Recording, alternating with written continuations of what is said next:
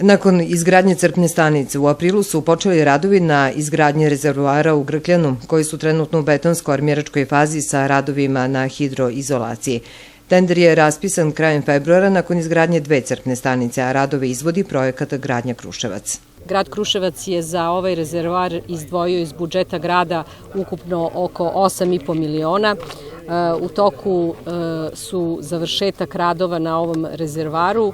Kada se to bude privelo kraju, radit će se na sekundarnoj mreži u selu i očekujemo da će do kraja godine ovo selo biti priključeno na zdravu pijaću vodu. Kompletnu investiciju izgradnje crpne stanice je finansiralo javno komunalno preduzeće Vodovod Kruševac u iznosu od 3 miliona i 700 hiljada dinara. Nakon izgradnje rezervoara nastavit ćemo sa radovima na izgradnji 2 crpne stanice i sanaciji kompletnog vodovodnog sistema i mreže u naseljenom mestu Grkljana. I u narednom periodu grad i Vodovod Kruševac radit će na izgradnji novih sistema i završetku postojećih. Vodovod izvodi radove još na 4 lokacije i to je izgradnja rezervoara i crpnih stanica u mestima Modrica i Dvorane, takođe i izgradnje crpne stanice u naseljenom mestu Kamenare. I do kraja godine vodovod će sve meštane sela Kamenare priključiti na centralni vodovodni sistem. Do kraja godine vodovod ima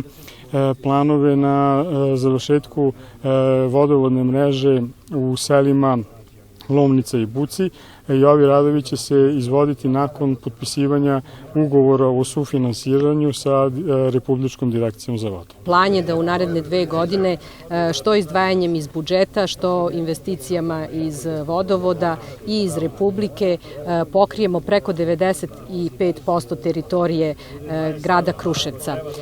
Za sela prema Zdravinju i prema Lomnici i ovo selo i Kamenare koje smo uradili u prethodnom periodu izdvojeno je iz budžeta grada oko 40 miliona dinara.